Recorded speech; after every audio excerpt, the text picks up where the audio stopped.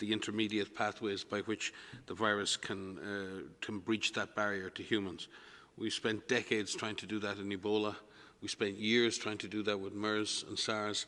It takes time, and it does take a meticulous, multi-sectoral approach to this. So there is the wild animal kingdom, there is the farmed animal kingdom, then there are the interfaces with humans. Those interfaces with humans can occur with wild animals, they can occur on farms, they can occur in markets, and we don't know where that species barrier was actually breached.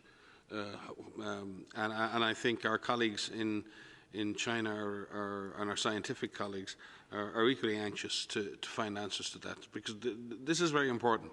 Because unless we understand, like anything, if the walls of your castle are breached, you need to know where the breach is, because you can fix and repair that breach. You can make sure that that is strengthened for the future. So we need to understand what was the track of this virus from the wild animal kingdom directly into humans, directly through farmed animals, directly into a market, one market, two, how many? So understanding that story, understanding that the narrative and the pathway by which this virus entered the human population is extremely important. But it's not always a straightforward process of being able to get that answer. And I know that sounds obtuse, but there are many dead ends when you study these things.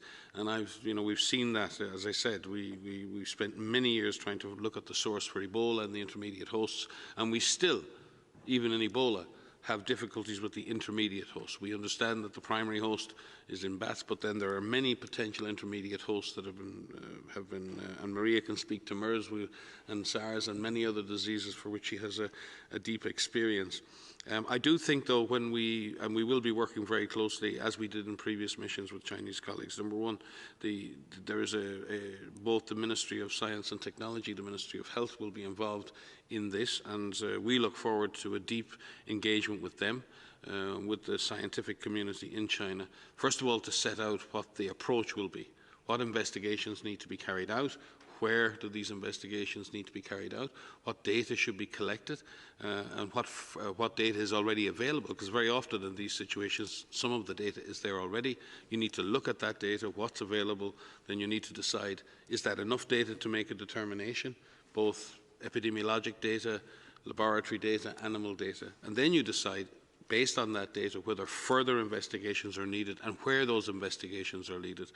And Tedros has often said to me, those sorts of investigations lead where they lead. There is a trail, and we have to follow that. But the best place to start is clearly in where the disease emerged in humans first, and where the disease emerged in humans first, where the first clusters of atypical pneumonia occurred were in Wuhan. So that is the best starting point for an investigation of the animal origin. But after that, I think we have to keep an open mind. Science must stay open to all possibilities, and therefore we need to lay out a series of investigations that will get the answers that I'm sure the Chinese government, governments around the world, and ourselves really need in order to manage the risk going forward into the future.